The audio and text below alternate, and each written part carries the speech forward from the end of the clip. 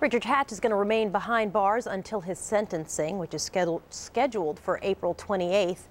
His attorney, John MacDonald, represented Richard Hatch at trial. He joins us from Boston this morning. Nice to see you, Mr. MacDonald. Thanks for talking with us. Good morning, Soledad. Have you spoken to your client since the verdict came down? Yes, I have. And how's he taking it? He is taking it, well, under the circumstances, extremely well. This has been a 3-year ordeal for Rich, and he is glad that it's coming to a close.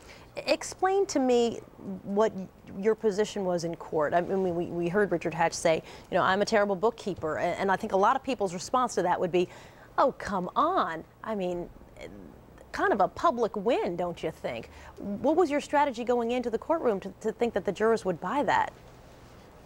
Well, we had to fight a two-front war here. On the one hand, this jury had to be shown that Rich Hatch committed no fraud when it came to setting up his own personal charity, Horizon Bound. We were successful in doing that. 7 of the 10 counts were rejected by the jury.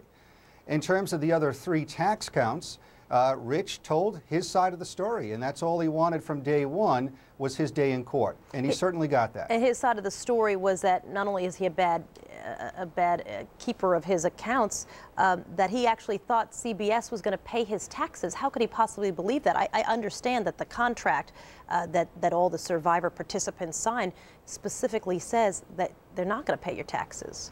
Is that right? Well, the contract itself was not worded properly. There were portions of the contract where it was up to CBS to withhold taxes.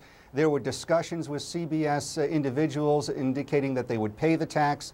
There were discussions with other contestants, his accountant, and ultimately documents received and reviewed from the IRS, which led Rich to believe he did not have to pay the tax on the $1 million. Well, the jury he ultimately filed, certainly. Forgive me for stepping on you there. The jury, obviously, at the end of the day, disagreed. There was a plea agreement on the table. Why didn't he take the plea? Because he was not guilty, and he wanted his day in court. And he rejected a 2-count plea agreement. He ultimately had to face a 10-count indictment, and he faced that. And 7 of those counts were thrown out by the jury. He faces 13 years. I know, on the high end, the outside, 13 years in prison and a $600,000 fine. Realistically, what do you think you're going to get when you go to the sentencing? Well, at the beginning of the trial, he faced 73 years in jail. And ultimately, the court will affect a guideline range.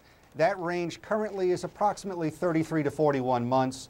We will do everything possible to convince the judge to downward depart from that range. John MacDonald, attorney for Richard Hatch. Thank you for talking with us, Mr. MacDonald. Appreciate it. My pleasure. Coming up.